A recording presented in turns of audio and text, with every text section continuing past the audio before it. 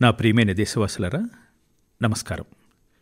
ఈసారి నేను మన్ కీ బాత్ కోసం వచ్చిన ఉత్తరాలు, వ్యాఖ్యలు, ఇన్పుట్స్పై నా దృష్టిని పరుగులు పెట్టించినప్పుడు చాలామంది అత్యంత ముఖ్యమైన విషయాన్ని గుర్తుకు తెచ్చారని గమనించాను. మైగవ్లో ఆర్యన్ శ్రీ గారు, బెంగళూరు నుండి అనూప్ రావు గారు, నోయిడా నుండి దేవేష్ గారు, థానే నుండి సుజిత్ గారు వీళ్ళందరూ చెప్పారు, మోదీ గారు, ఈసారి మన్ కీ బాత్ 75వ ఎపిసోడ్. ఈ సందర్భంగా మీకు అభినందనలు అని.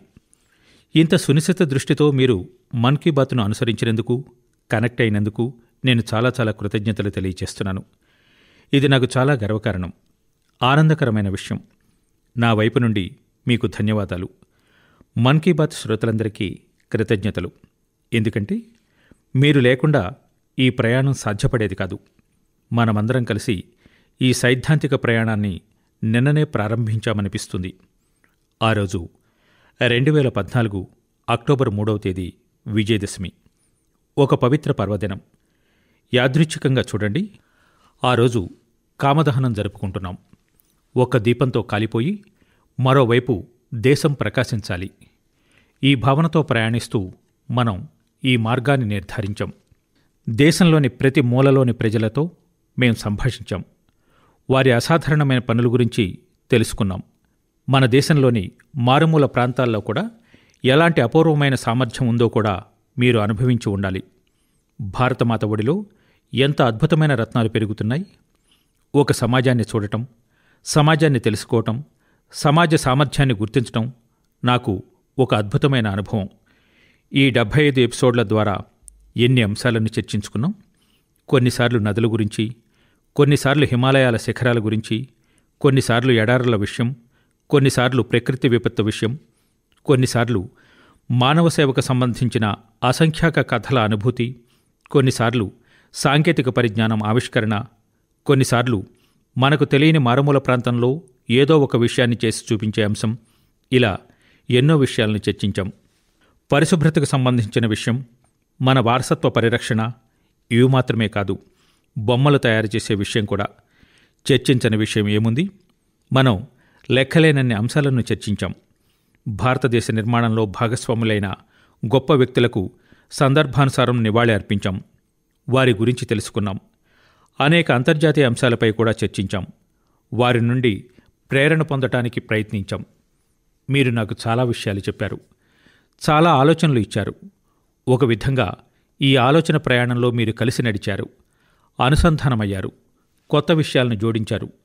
మన్ కీ బాత్ను విజయవంతం చేసినందుకు, సుసంపన్నం చేసినందుకు, ఈ కార్యక్రమంతో కనెక్ట్ అయినందుకు, ఈరోజు ఈ 75వ ఎపిసోడ్ సమయంలో ప్రతి శ్రోతకు నా కృతజ్ఞతలు తెలియచేస్తున్నాను. నా ప్రియమైన దేశవాసులారా, ఈరోజు నాకు ఎంత ఆనందంగా ఉందో చూడండి. ఒకవైపు 75వ మన్ కీ బాత్లో మాట్లాడే అవకాశం, మరోవైపు 75 సంవత్సరాల స్వాతంత్ర ఉత్సవాలు అమృత మహోత్సవ్ ఈ నెలలోనే ప్రారంభం కావటం. అమృత మహోత్సవ్ దండియాత్ర రోజు నుండి ప్రారంభమైంది. 2023 ఆగస్టు 15 వరకు కొనసాగుతుంది. అమృత మహోత్సవ్కు సంబంధించిన కార్యక్రమాలు దేశవ్యాప్తంగా నిరంతరం జరుగుతున్నాయి. ప్రజలు వివిధ ప్రాంతాల నుండి ఈ కార్యక్రమాల చిత్రాలను, సమాచారాన్ని పంచుకుంటున్నారు. జార్ఖండ్కి చెందిన నవీన్ గారు ఇలాంటి కొన్ని చిత్రాలతో పాటు నాకు ఒక సందేశాన్ని నమో యాప్లో పంపారు. తాను అమృత మహోత్సవ కార్యక్రమాలను చూశానని, తాను కూడా స్వాతంత్ర్య సంగ్రామంతో సంబంధం ఉన్న కనీసం 10 ప్రదేశాలను సందర్శించాలని నిర్ణయించుకున్నానని ఆయన రాశారు. ఆయన జాబితాలో మొదటి పేరు భగవాన్ బిర్సా ముండా జన్మస్థలం. జార్ఖండ్కు చెందిన గిరిజన స్వాతంత్ర్య సమరయోధుల కథలను దేశంలోని ఇతర ప్రాంతాలకు తీసుకువెడతామని నవీన్ రాశారు. మీ ఆలోచనకు నేను మిమ్మల్ని అభినందిస్తున్నాను నవీన్ గారు. మిత్రులారా, ఎవరైనా స్వాతంత్ర్య సమరయోధుడి గాథ కావచ్చు, ఒక ప్రదేశం చరిత్ర కావచ్చు, దేశ సాంస్కృతిక కథ కావచ్చు, అమృత మహోత్సవ్ సందర్భంగా మీరు దానిని ప్రస్తావనకు తీసుకురావచ్చు. అది దేశ ప్రజలను అనుసంధానించే మాధ్యమంగా మారవచ్చు. చూస్తూ ఉండగానే అమృత మహోత్సవ్ చాలా ఉత్తేజకరమైన అమృత బిందువులతో నిండిపోతుంది. ఆపై అలాంటి అమృతధార ప్రవహిస్తుంది. ఇది భారతదేశ స్వాతంత్ర్యం వచ్చిన 100 సంవత్సరాల వరకు మనకు స్ఫూర్తినిస్తుంది. దేశాన్ని కొత్త ఎత్తులకు తీసుకువెడుతుంది. ఏదైనా చేయాలనే అభిరుచిని ఏర్పరుస్తుంది. దేశం కోసం త్యాగం చేయటాన్ని, బలిదానాలను తమ కర్తవ్యంగా మన స్వాతంత్ర్య సమరయోధులు భావించారు. అందుకే ఎన్నో కష్టాలను ఓర్చుకున్నారు. వారి త్యాగం, బలిదానాల కథలు మనల్ని కర్తవ్యపథం వైపు ప్రేరేపిస్తాయి. భగవాన్ శ్రీకృష్ణుడు గీతలో చెప్పినట్లుగా, నీతం కురు కర్మత్వం కర్మజ్జాయో హయకర్మణః. అదే మనోభావంతో మనమందరం మన విధులను పూర్తి నిష్ఠతో నిర్వహించాలి. మనం కొత్త నిర్ణయాలు తీసుకోవటమే అమృత మహోత్సవ లక్ష్యం. ఆ నిర్ణయాల నుండి ఫలితం పొందేందుకు మనస్ఫూర్తిగా పాల్గొనండి. ఆ సంకల్పం సమాజానికి మంచి చేసేది కావాలి. ఆ సంకల్పం దేశం బాగు కోసం, భారతదేశం ఉజ్వల భవిష్యత్తు కోసం ఉండాలి. ఆ తీర్మానంలో మన విధులు కూడా ఉండాలి, మన బాధ్యతలు ఉండాలి. భగవద్గీతను అనుసరించడానికి ఇది సువర్ణ అవకాశమని నేను నమ్ముతున్నాను. నా ప్రియమైన దేశవాసులారా, గత సంవత్సరంలో ఇదే మార్చి నెలలో దేశం జనతా కర్ఫ్యూ అనే పదాన్ని తొలిసారిగా విన్నది. కానీ ఈ గొప్ప దేశంలోని గొప్ప విషయాల, గొప్ప శక్తి అనుభవాన్ని చూడండి. జనతా కర్ఫ్యూ మొత్తం ప్రపంచానికి ఆశ్చర్యం కలిగించింది. ఇది క్రమశిక్షణకు అపూర్వమైన ఉదాహరణ. రాబోయే తరాలు ఖచ్చితంగా ఈ విషయం గురించి తప్పకుండా గర్వపడతాయి. అదేవిధంగా కరోనా యోధులకు గౌరవం, వారిని ఆదరించటం, పళ్ళాలను కొట్టడం, చప్పట్లు కొట్టడం, దీపం వెలిగించటం, ఇవన్నీ కరోనా యోధుల హృదయాన్ని ఎంతగా తాకాయో మీరు ఊహించలేరు. ఏడాది పొడవునా వారు అలసట లేకుండా నిరంతరాయంగా పనిచేయటానికి కారణం అదే. దేశంలోని ప్రతి పౌరుడి ప్రాణాలను కాపాడటానికి వారు తమ ప్రాణాలకు తెగించి కష్టపడ్డారు. గత సంవత్సరం ఈ సమయంలో కరోనా వ్యాక్సిన్ ఎప్పటి వరకు వస్తుందనేది ప్రశ్నగా ఉండేది. మిత్రులారా, ఈరోజు భారతదేశం ప్రపంచంలోనే అతిపెద్ద టీకా కార్యక్రమాన్ని నిర్వహిస్తుండటం మనందరికీ గర్వకారణం. టీకా కార్యక్రమం ఛాయాచిత్రాల గురించి భువనేశ్వర్కి చెందిన పుష్పశుక్లా గారు నాకు రాశారు. టీకా తీసుకోవటంపై వృద్ధులు చూపిన ఉత్సాహం గురించి మన్ కీ బాత్లో నేను చర్చించాలని వారు అన్నారు. మిత్రులారా, నిజమే, దేశంలోని ప్రతి మూల నుండి మనం అలాంటి వార్తలను వింటున్నాం. మన హృదయాలను తాకే అలాంటి చిత్రాలను చూస్తున్నాం. యూపీలోని జౌన్పూర్లో 109 ఏళ్ల వృద్ధురాలు రామ్ దులాయా గారు టీకా తీసుకున్నారు. ఢిల్లీలో కూడా 107 ఏళ్ల కేవల్ కృష్ణ గారు టీకా తీసుకున్నారు. హైదరాబాదులో 100 సంవత్సరాల వయసున్న జై చౌదరి టీకా తీసుకోవటమే కాకుండా అందరూ టీకా తప్పనిసరిగా తీసుకోవాలని అందరికీ విజ్ఞప్తి కూడా చేశారు.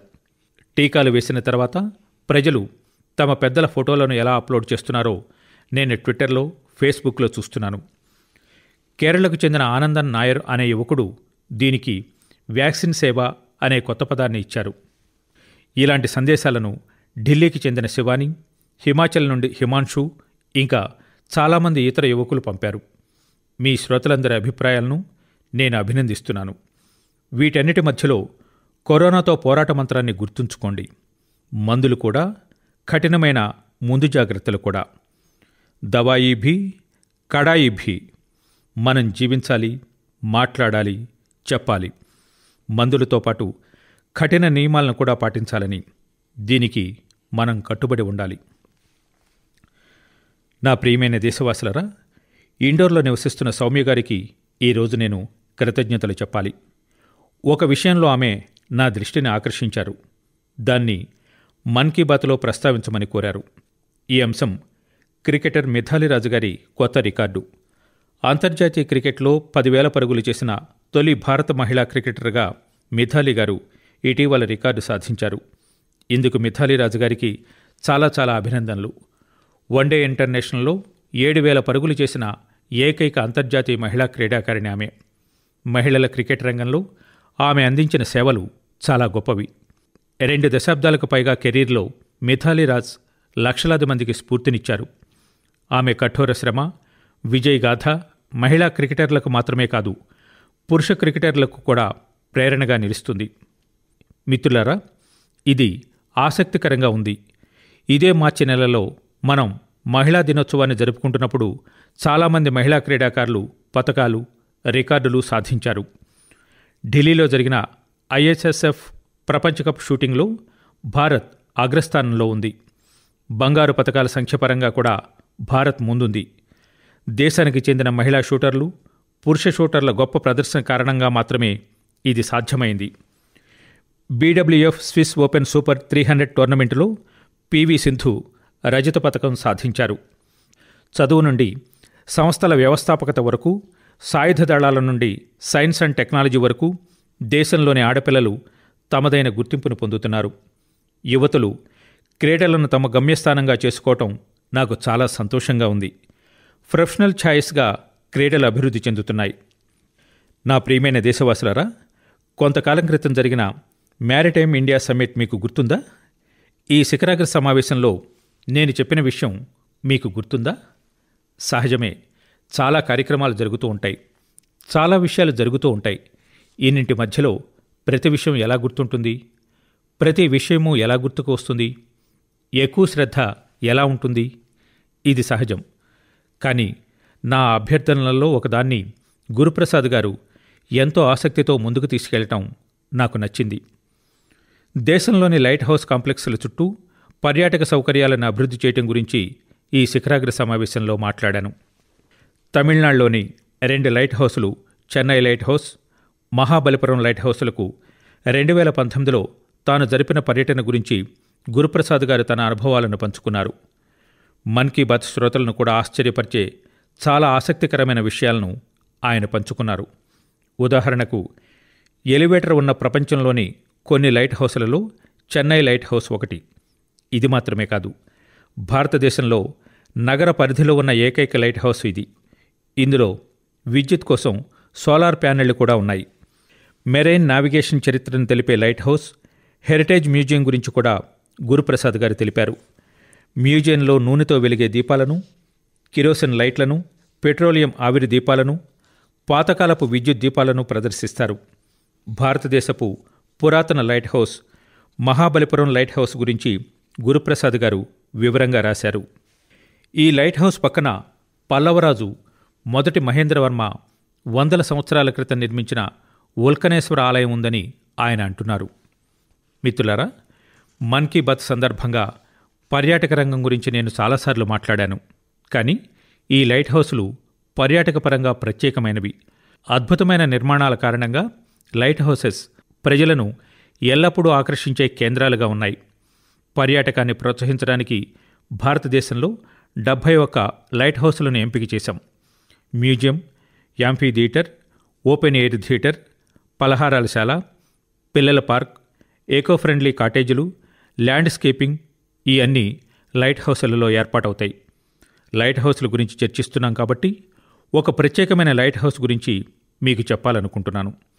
ఈ లైట్ హౌస్ గుజరాత్లోని సురేంద్రనగర్ జిల్లాలో జింఝుమ్వాడా అనే ప్రదేశంలో ఉంది. ఈ లైట్ హౌస్ ఎందుకు ప్రత్యేకమైనదో మీకు తెలుసా? సముద్ర తీరం ఈ లైట్ హౌస్ ఉన్న ప్రదేశానికి 100 కిలోమీటర్ల కంటే ఎక్కువ దూరంలో ఉంది. ఇక్కడ ఏదో ఒక సమయంలో ఒక ఓడరేవు ఉందనేందుకు సాక్ష్యంగా ఈ గ్రామంలో మీకు అలాంటి రాళ్లు కూడా కనిపిస్తాయి. అంటే అంతకుముందు తీర ప్రాంతం జింఝుమ్వాడా వరకు ఉండేది. సముద్రం అలలు పైకి లేవటం, వెనుకకు పోవటం, ఇంత దూరం వెళ్లటం కూడా దాని రూపాల్లో ఒకటి. ఈ నెలలో జపాన్లో సంభవించిన భారీ సునామీకి 10 సంవత్సరాలు. ఈ సునామీలో వేలాది మంది ప్రాణాలు కోల్పోయారు. అలాంటి ఒక సునామీ 2004లో భారతదేశంలో సంభవించింది. అండమాన్ నికోబార్లలో, తమిళనాడులో లైట్ హౌస్లో పనిచేస్తున్న 14 మంది ఉద్యోగులను సునామీ సమయంలో కోల్పోయాం. కష్టపడి పనిచేసే ఈ లైట్ కీపర్లకు నేను సగౌరవంగా నివాళి అర్పిస్తున్నాను. లైట్ కీపర్ల పనిని నేను ప్రశంసిస్తున్నాను. ప్రియమైన దేశవాసులారా, కొత్తదనం, ఆధునికత జీవితంలోని ప్రతి రంగంలోనూ అవసరం. లేకపోతే అది కొన్నిసార్లు మనకు భారంగా మారుతుంది. భారతదేశ వ్యవసాయ ప్రపంచంలో ఆధునికత ఇది నేటి కాలపు డిమాండ్. ఇప్పటికే చాలా ఆలస్యమైంది. మనం చాలా సమయాన్ని నష్టపోయాం. వ్యవసాయ రంగంలో కొత్త ఉపాధి అవకాశాలను సృష్టించడానికి, రైతుల ఆదాయాన్ని పెంచడానికి సంప్రదాయ వ్యవసాయంతో పాటు కొత్త ఎంపికలు, కొత్త ఆవిష్కరణలను అవలంబించడం కూడా అంతే అవసరం. శ్వేత విప్లవం సందర్భంగా దేశం దీనిని అనుభవించింది. ఇప్పుడు తేనెటీగల పెంపకం అటువంటి ఎంపికగా ఉంది. తేనెటీగల పెంపకం దేశంలో తేనె విప్లవం లేదా తీపి విప్లవానికి ఆధారం. పెద్ద సంఖ్యలో రైతులు అందులో చేరారు. పశ్చిమ బెంగాల్లోని డార్జిలింగ్లో గుర్దుం అనే గ్రామం ఉంది. ఇక్కడి పర్వతాలు ఎత్తైనవి, భౌగోళిక సమస్యలు కూడా ఉన్నాయి. కానీ ఇక్కడి ప్రజలు తేనెటీగల పెంపకం పనిని ప్రారంభించారు. ఈ ప్రదేశంలో తయారు చేసిన తేనెకు ఇప్పుడు మంచి డిమాండ్ ఉంది. తేనె వల్ల రైతుల ఆదాయం కూడా పెరుగుతోంది. పశ్చిమ బెంగాల్లోని సుందర్బన్ ప్రాంతాల సహజ సేంద్రియ తేనెను ప్రపంచవ్యాప్తంగా ప్రజలు ఇష్టపడతారు. నాకు గుజరాత్ నుండి అలాంటి ఒక వ్యక్తిగత అనుభవం కూడా ఉంది. గుజరాత్లోని బనాస్ కాంఠాలో 2016లో ఒక కార్యక్రమం నిర్వహించారు. ఇక్కడ చాలా అవకాశాలు ఉన్నాయని ఆ కార్యక్రమంలో నేను ప్రజలకు చెప్పాను. బనాస్ కాంఠా రైతులు తీపి విప్లవంలో కొత్త అధ్యాయాన్ని ఎందుకు రాయకూడదు అని అడిగాను. మీకు ఈ విషయం తెలుసుకోవటం ఆనందంగా ఉంటుంది. చాలా తక్కువ సమయంలో బనాస్ కాంఠా తేనె ఉత్పత్తికి ప్రధాన కేంద్రంగా మారింది. బనాస్ కాంఠా రైతులు తేనె నుండి ఏటా లక్షల రూపాయలు సంపాదిస్తున్నారు. అలాంటి ఒక ఉదాహరణ హర్యానాలోని యమునానగర్లో కూడా ఉంది. యమునానగర్లోని రైతులు తేనెటీగల పెంపకం ద్వారా సంవత్సరానికి అనేక వందల టన్నుల తేనెను ఉత్పత్తి చేస్తున్నారు. వారి ఆదాయాన్ని పెంచుకుంటున్నారు. రైతుల ఈ కృషి ఫలితంగా దేశంలో తేనె ఉత్పత్తి నిరంతరం జరుగుతోంది. ఏటా దాదాపు 1,25,000 టన్నులకు చేరుకుంది. అందులో అధిక మొత్తంలో తేనె విదేశాలకు కూడా ఎగుమతి అవుతోంది. మిత్రులారా, తేనెటీగల పెంపకంలో ఆదాయం కేవలం తేనె నుండి మాత్రమే కాదు. తేనెటీగల మైనం బీవాక్స్ కూడా చాలా పెద్ద ఆదాయ వనరు. మందుల పరిశ్రమ, ఆహార పరిశ్రమ, వస్త్ర సౌందర్య ఉపకరణాల పరిశ్రమలలో ప్రతి చోట దీనికి డిమాండ్ ఉంది. మన దేశం ప్రస్తుతం తేనెటీగ మైనాన్ని దిగుమతి చేస్తోంది. ఇప్పుడు ఈ పరిస్థితి వేగంగా మారుతోంది. అంటే ఒక విధంగా మనం ఆత్మనిర్భర భారత ప్రచారానికి సహకరిస్తున్నాం. ప్రపంచం మొత్తం ఆయుర్వేదం, సహజ ఆరోగ్య ఉత్పత్తుల వైపు చూస్తోంది. అటువంటి పరిస్థితుల్లో తేనె కోసం డిమాండ్ మరింత వేగంగా పెరుగుతోంది. దేశంలోని ఎక్కువ మంది రైతులు తమ వ్యవసాయంతో పాటు తేనెటీగ పెంపకం కూడా చేయాలని నేను కోరుకుంటున్నాను. ఇది రైతుల ఆదాయాన్ని కూడా పెంచుతుంది, వారి జీవితాలకు తీపిని కూడా ఇస్తుంది. నా ప్రియమైన దేశవాసులారా, కొద్ది రోజుల క్రితం ప్రపంచ పిచ్చుకల దినోత్సవాన్ని జరుపుకున్నాం. మన ఇళ్ల గోడలపై, చుట్టుపక్కల చెట్లపై పక్షులు ఉండేవి. కానీ కొన్ని సంవత్సరాల క్రితం పిట్టలను చూశామని చెప్పడం ద్వారా ఇప్పుడు ప్రజలు పక్షులను గుర్తు తెచ్చుకుంటున్నారు. ఈరోజు మనం వాటిని కాపాడటానికి ప్రయత్నాలు చేయాలి. నా బెనారస్ సహచరుడు ఇంద్రపాల్ సింగ్ బత్రా గారు అలాంటి పని చేశారు. ఈ విషయాన్ని నేను మన్ కీ బాత్ ద్వారా శ్రోతలకు చెప్పాలనుకుంటున్నాను. బత్రా తన ఇంటిని పక్షుల నివాసంగా చేసుకున్నారు. అతను తన ఇంట్లో పక్షులు సులభంగా ఉండేందుకు వీలయ్యే చెక్కగోళ్లను నిర్మించారు. బెనారస్లో అనేక ఇళ్లు ఈ ప్రచారంలో చేరాయి. ఇది ఇళ్లలో అద్భుతమైన సహజ వాతావరణాన్ని కూడా సృష్టించింది. ప్రకృతి, పర్యావరణం, జంతువులు, పక్షుల కోసం మనం కూడా ప్రయత్నాలు చేయాలి. అలాంటి మరో సహచరుడు బిజయ్ కుమార్ కాబీ గారు. బిజయ్ గారు ఒడిషాలోని కేంద్రపారాకు చెందినవారు. కేంద్రపారా సముద్ర ఒడ్డున ఉంది. అందువల్ల ఈ జిల్లాలో సముద్ర అలల తాకిడికి, తుఫానుకు గురయ్యే గ్రామాలు చాలా ఉన్నాయి. ఇది కొన్ని సమయాల్లో చాలా నష్టాన్ని కలిగిస్తుంది. ఈ ప్రకృతి విపత్తును ప్రకృతి మాత్రమే ఆపగలదని బిజయ్ గారు అభిప్రాయపడ్డారు. అప్పుడు బిజయ్ గారు తన ఉద్యమాన్ని బడాకోట్ గ్రామం నుండి ప్రారంభించారు. 12 సంవత్సరాలు. మిత్రులారా, 12 సంవత్సరాలు కష్టపడి పనిచేసి గ్రామం నుండి సముద్రం వైపు 25 ఎకరాల మడ అడవులను తయారు చేశారు. ఈరోజు ఆ అడవి ఆ గ్రామాన్ని కాపాడుతోంది. ఒడిషాలోని పారాదీప్ జిల్లాలో అమ్రేష్ సామంత్ అనే ఇంజనీరు ఇలాంటి పని చేశారు. అమ్రేష్ గారు చిన్న అడవులను నాటారు. దాని నుండి ఈరోజు అనేక గ్రామాలకు రక్షణ లభిస్తోంది. మిత్రులారా, ఈ రకమైన కృషిలో మనం కూడా భాగస్వాములమైతే పెద్ద ఎత్తున మంచి ఫలితాలు వస్తాయి. ఉదాహరణకు తమిళనాడులోని కోయంబత్తూరులో బస్ కండక్టర్గా పనిచేసే మరిముత్తు యోగనాథన్ గారి కృషి గురించి చెప్పుకుందాం. యోగనాథన్ తన బస్సులోని ప్రయాణికులకు టికెట్లు ఇస్తారు. వాటితో పాటు ఒక మొక్కను కూడా ఉచితంగా ఇస్తారు. ఈ విధంగా యోగనాథన్ గారు ఎన్ని చెట్లు నాటారో తెలియదు. ఈ పనిలో యోగనాథన్ తన జీతంలో చాలా భాగాన్ని ఖర్చు చేస్తున్నారు. ఇప్పుడు ఇది విన్న తర్వాత మరిముత్తు యోగనాథన్ కృషిని మెచ్చుకొని పౌరుడు ఎవరైనా ఉంటారా? ఆయన చేస్తున్న ఉత్తేజకరమైన పనికి, ఆయన ప్రయత్నాలకు హృదయపూర్వకంగా అభినందనలు తెలియజేస్తున్నాను. నా ప్రియమైన దేశవాసులారా, మనమందరం వ్యర్థాల నుండి బంగారం లేదా కచరా నుండి కాంచనాన్ని తయారు చేయడం గురించి చూసాం, విన్నాం. మనం కూడా ఇతరులకు చెబుతూనే ఉన్నాం. అదేవిధంగా వ్యర్థాలను విలువగా మార్చే పని కూడా జరుగుతోంది. అలాంటి ఒక ఉదాహరణ కేరళలోని కొచ్చిలో ఉన్న సెయింట్ తెరిసా కళాశాల. నాకు గుర్తు, 2017లో నేను ఈ కళాశాల ప్రాంగణంలో ఒక పుస్తక పఠన కార్యక్రమానికి హాజరయ్యాను. ఈ కళాశాల విద్యార్థులు పునర్వినియోగ బొమ్మలను తయారు చేస్తున్నారు, అది కూడా చాలా సృజనాత్మకంగా. ఈ విద్యార్థులు బొమ్మలు తయారు చేయడానికి పాత బట్టలు, పడేసిన చెక్క ముక్కలు, సంచులు, పెట్టెలను ఉపయోగిస్తున్నారు. ఒక విద్యార్థి ఒక పజిల్ను తయారు చేస్తే మరికొందరు కారు, రైలును తయారు చేస్తున్నారు. బొమ్మలు సురక్షితంగా ఉండటంతో పాటు పిల్లలకు స్నేహపూర్వకంగా ఉండటంపై ఇక్కడ ప్రత్యేక శ్రద్ధ వహిస్తారు. ఈ మొత్తం కృషిలో మంచి విషయం ఏమిటంటే ఈ బొమ్మలను అంగన్వాడీ పిల్లలకు ఆడటానికి ఇస్తారు. బొమ్మల తయారీలో దేశం ప్రగతి సాధించడంలో వ్యర్థాల నుండి విలువ రాబట్టే ఈ ఉద్యమాలు, ఈ వినూత్న ప్రయోగాలు చాలా ముఖ్యమైనవి. ఆంధ్రప్రదేశ్లోని విజయవాడలో ప్రొఫెసర్ శ్రీనివాస్ పదకండ్ల చాలా ఆసక్తికరమైన పని చేస్తున్నారు. ఆయన వాహనాల తుక్కు నుండి శిల్పాలను సృష్టించారు. ఆయన రూపొందించిన ఈ భారీ శిల్పాలను పబ్లిక్ పార్కులలో ఏర్పాటు చేశారు. ప్రజలు వాటిని ఎంతో ఉత్సాహంగా చూస్తున్నారు. ఎలక్ట్రానిక్, ఆటోమొబైల్ రంగాల్లోని వ్యర్థాలను రీసైక్లింగ్ చేయటంలో ఇది ఒక వినూత్న ప్రయోగం. కొచ్చి, విజయవాడలలో జరుగుతున్న ఈ ప్రయత్నాలను నేను మరోసారి అభినందిస్తున్నాను. ఇలాంటి కృషిలో పాల్గొనేందుకు ఎక్కువ మంది ముందుకు వస్తారని ఆశిస్తున్నాను. నా ప్రియమైన దేశవాసులారా, భారతదేశ ప్రజలు ప్రపంచంలోని ఏ మూలకు వెళ్ళినా తాము భారతీయులమని గర్వంగా చెప్తారు. మన యోగా, ఆయుర్వేదం, తత్వశాస్త్రం ఇలా మన దగ్గర లేనిది ఏముంది? ఈ విషయాలలో మనకు చాలా గర్వంగా ఉంటుంది. అలాగే మన స్థానిక భాష, మాండలికం, గుర్తింపు, శైలి, అన్నపానీయాల గురించి కూడా గర్వపడుతున్నాం. మనం కొత్తవి స్వీకరించాలి, అదే జీవితం. కానీ అదే సమయంలో ప్రాచీనతను, సంప్రదాయాలను కోల్పోకూడదు. మన చుట్టూ ఉన్న అపారమైన సాంస్కృతిక వారసత్వాన్ని ప్రోత్సహించడానికి, కొత్త తరానికి అందించడానికి మనం కృషి చేయాలి. అస్సాంలో నివసించే సికారి టిస్సౌ చాలా అంకితభావంతో దీన్ని చేస్తున్నారు. కర్బీ ఆంగ్లాంగ్ జిల్లాకు చెందిన సికారి టిస్సౌ గారు గత 20 సంవత్సరాలుగా కార్బీ భాషను డాక్యుమెంట్ చేస్తున్నారు.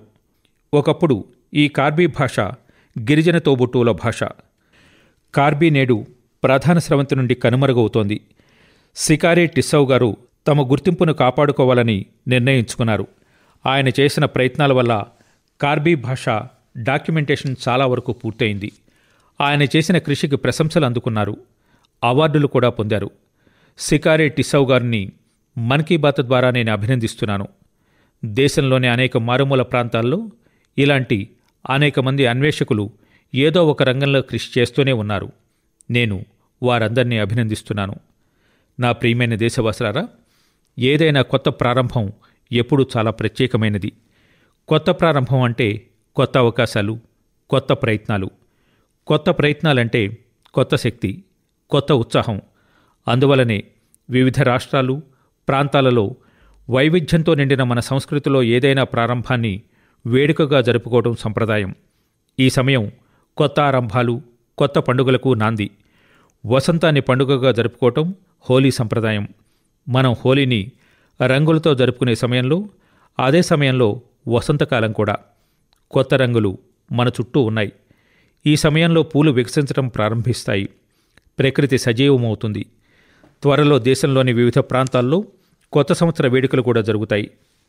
ఉగాది లేదా పుథండు, గుడి పడ్వా లేదా బిహు, నవ్రేహ్ లేదా పోయిలా, బోయిషాక్ లేదా బైసాఖీ పండుగ ఏదైనా దేశం మొత్తం అధిక ఉత్సాహం, కొత్త ఆశల రంగులో తడిసిపోతుంది. అదే సమయంలో కేరళ విషు అనే చక్కటి పండుగను కూడా జరుపుకుంటుంది. దీని తర్వాత త్వరలో చైత్ర నవరాత్రి పవిత్ర సందర్భం కూడా వస్తుంది. చైత్రమాసం 9వ రోజు మనకు శ్రీరామనవమి పండుగ ఉంటుంది. ఇది భగవాన్ శ్రీరాముడి జన్మదినం. న్యాయం, పరాక్రమాల కొత్త శకానికి నాంది. ఈ సమయంలో చుట్టూ ఉత్సాహకరమైన, భక్తితో నిండిన వాతావరణం ఉంటుంది. ఇది ప్రజలను దగ్గరికి కలుపుతుంది. వారిని కుటుంబంతో, సమాజంతో సాన్నిహిత్యం చేస్తుంది. పరస్పర సంబంధాలను బలపరుస్తుంది. ఈ ఉత్సవాల సందర్భంగా దేశవాసులందరినీ అభినందిస్తున్నాను. మిత్రులారా, ఈ సమయంలో ఏప్రిల్ 4వ తేదీన దేశం ఈస్టర్ పండుగను కూడా జరుపుకుంటుంది. ఈస్టర్ పండుగ సందర్భంగా యేసుక్రీస్తు పునరుత్థానం వేడుకగా జరుపుకుంటారు. ప్రతీకాత్మకంగా ఈస్టర్ పండుగ జీవితపు కొత్త ప్రారంభంతో ముడిపడి ఉంది. ఈస్టర్ ఆశయాల పునరుత్థానికి ప్రతీక. ఈ పవిత్రమైన పర్వదినం సందర్భంగా కేవలం భారతదేశంలోని క్రైస్తవులను మాత్రమే కాకుండా ప్రపంచవ్యాప్తంగా ఉన్న క్రైస్తవులందరికీ శుభాకాంక్షలు తెలియజేస్తున్నాను. నా ప్రియమైన దేశవాసులారా, ఈరోజు మన్ కీ బాత్లో అమృత మహోత్సవ్ గురించి, దేశం కోసం మన కర్తవ్యాల గురించి మాట్లాడుకున్నాం. ఇతర పండుగలు, పర్వదినాల గురించి కూడా చర్చించాం. త్వరలో మన రాజ్యాంగ హక్కులు, విధులను గుర్తు చేసే మరో పండుగ రాబోతోంది. అది ఏప్రిల్ 14, డాక్టర్ బాబాసాహెబ్ అంబేద్కర్ గారి జన్మదినం. ఈసారి అమృత మహోత్సవ్లో ఈ సందర్భం మరింత ప్రత్యేకమైనది. బాబాసాహెబ్ గారి ఈ పుట్టినరోజును మనం చిరస్మరణీయంగా జరుపుకుంటామని నేను ఖచ్చితంగా అనుకుంటున్నాను. మన కర్తవ్యాలను పాటిస్తామని సంకల్పం చేసుకుని బాబాసాహెబ్కు నివాళి అర్పించాలి. ఈ నమ్మకంతో మీకు మరోసారి పర్వదినాల శుభాకాంక్షలు. మీరందరూ సంతోషంగా ఉండండి, ఆరోగ్యంగా ఉండండి, ఉల్లాసంగా ఉండండి. ఈ కోరికతో మందులు కూడా, కఠినమైన ముందు జాగ్రత్తలు కూడా అనే నినాదాన్ని మరోసారి గుర్తు చేస్తున్నాను. అందరికీ చాలా చాలా ధన్యవాదాలు.